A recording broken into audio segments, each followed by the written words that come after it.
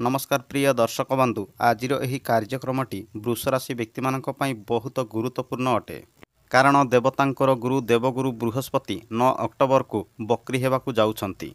आउ 4 फेब्रुआरी पर्यंत देवगुरु बृहस्पति बकरी स्थिति रे विराजमान रहिबे। दर्शक बंधु आज कार्यक्रमटी जानिबा बकरी स्थितिर गुरुंकर प्रभाव वृष राशि व्यक्ति जीवन में केउं सबु परिवर्तन आसीबो। आउ वृष राशि व्यक्ति माने जानि रखंतु जे देवगुरु बृहस्पति 118 दिन पर्यंत बकरी स्थिति रे विराजमान रहिबे एवं 118 दिन पर्यंत वृष राशि व्यक्ति जीवन में केउं सबु परिवर्तन आसीबो।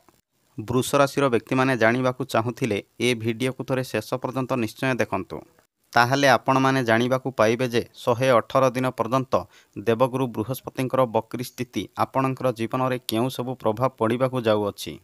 दर्शक बंधु भिडियोटी आरंभ करने पूर्व आपण मानकु मोर छटिया अनुरोध जे जदि प्रथम करी आम चैनल रे आछंती ताहले आम चैनल को सब्सक्राइब करंतु एवं पाखरे स्थित बेल आइकन को मते क्लिक करंतु, जहा फल रे हमर प्रत्येक वीडियो सर्वप्रथमे आपण माने पाई परिबे। आउ जदि वीडियो पसंद लागे ताहले वीडियो को गुटे लाइक करंतु, शेयर करंतु एवं कमेंट बॉक्स रे सहृदय रे ओम नमो गुरुदेवाय अवश्य लिखंतु। एबे चलंतु दर्शक बंधु जानिनेबा देवगुरु बृहस्पति बकरी स्थिति रे विराजमान रहिकी आपणकर जीवन में केउं सबु फलाफली देवाकू जाउछंती। आउ जानि रखंतु जे एही कार्यक्रमटी जन्मराशि एवं चंद्र राशि पर आधारित अटे। प्रथमे जानिबा बकरीर माने कण।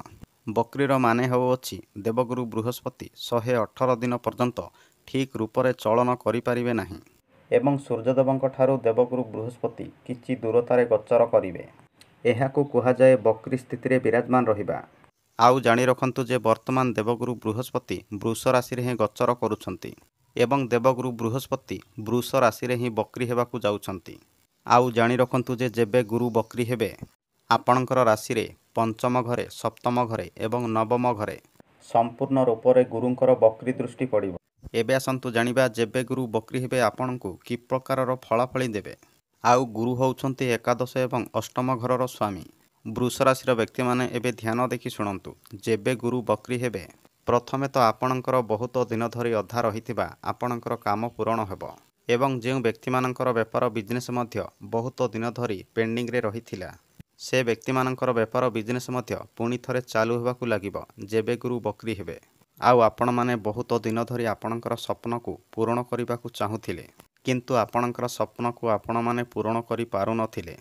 आउ जेबे गुरु बकरी हेबे आपणकर स्वप्न मध्य आपणक पई पूर्ण होई जिवो एवं जे व्यक्ति मानकर काम कार्य रे किछि ना किछि समस्या लागिकी रहुथिला से व्यक्ति मानकर काम कार्य रे चालुथिबा प्रत्येक समस्या मध्य दूर होई जिवो एवं जे वृष राशि व्यक्ति माने लंबा समय धरी किछि नुआ कार्य आरंभ करिबाकू चाहुथिले किंतु करि पारु नथिले, बहुत दिन धरी अपेक्षा करिथिबा व्यक्ति मानकर काम कार्य मध्य आरंभ होई जिवो।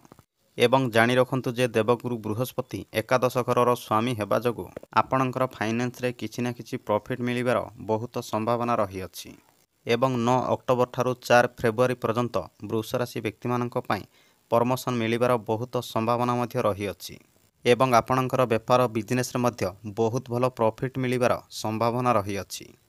किंतु वृष राशि व्यक्ति माने गोटिए कथा ध्यान रखंतु जे गुरु होउछंती अष्टम लॉर्ड एवं आपणकर प्रथम घरे बकरी हेबाकू जाउछंती।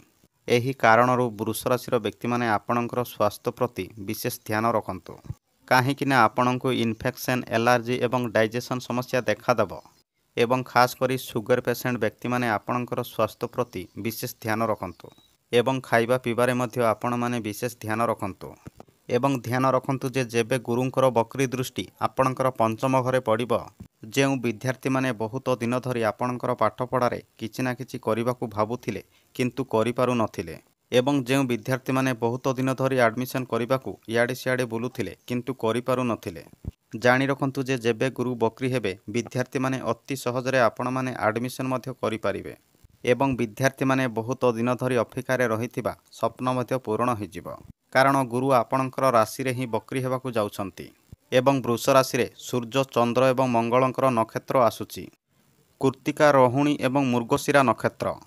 एही कारणरू वृष राशि व्यक्ति मानकर विद्यार्थी मानक पई देवगुरु बृहस्पति बहुत भल शुभ फल देबाकू जाउछंती।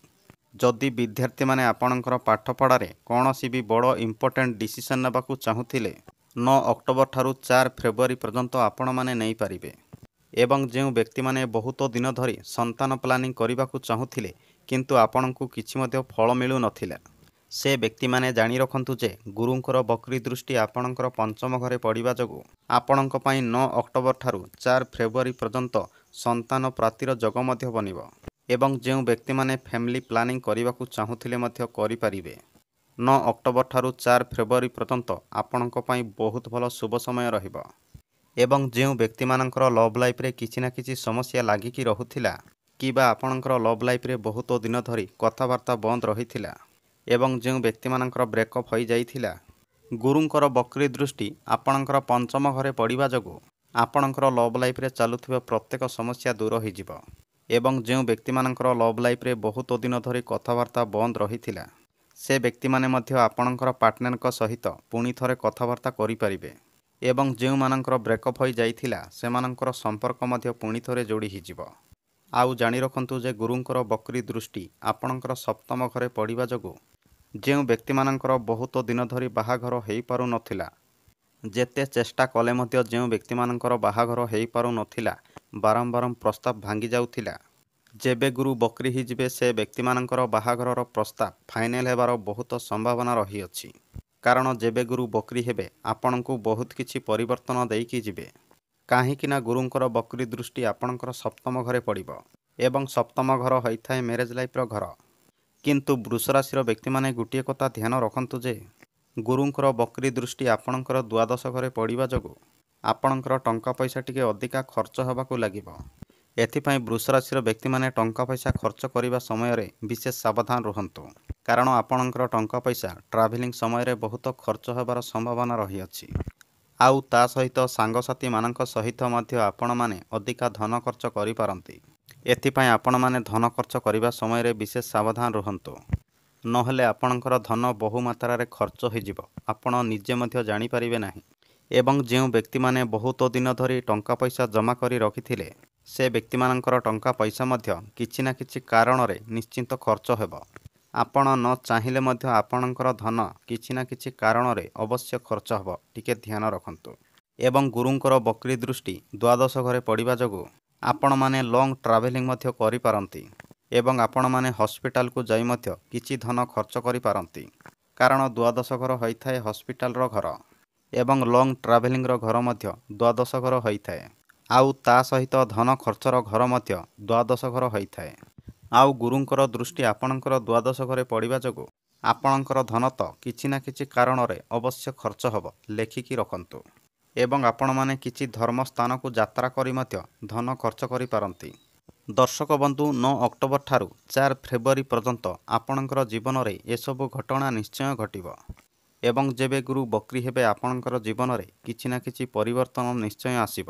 ଯଦି ଆପଣମାନେ ଆପଣଙ୍କର ଖର୍ଚ୍ଚକୁ କଣ୍ଟ୍ରୋଲ କରିବାକୁ ଚାହୁଁଥିଲେ, ଆପଣଙ୍କ ପାଇଁ ପ୍ରତିକାର ହେଲା ପ୍ରତ୍ୟେକ ଦିନ ଶୁକ୍ରଦେବଙ୍କର ବୀଜମନ୍ତ୍ର 108 ଥର ଜପ କରନ୍ତୁ। ଓମ୍ ଦ୍ରାମ୍ ଦ୍ରିମ୍ ଦ୍ରମ୍ ସ ଶୁକ୍ରାୟ ନମଃ। ଏହି ମନ୍ତ୍ରକୁ ପ୍ରତ୍ୟେକ ଦିନ 108 ଥର ଜପ କରନ୍ତୁ। ଯଦି ଆପଣମାନଙ୍କୁ ଏ ଭିଡ଼ିଓଟି ପସନ୍ଦ ଲାଗିଥାଏ ତାହେଲେ ଭିଡ଼ିଓକୁ ଗୋଟେ ଲାଇକ୍ କରନ୍ତୁ, ସେୟାର କରନ୍ତୁ। ଧନ୍ୟବାଦ।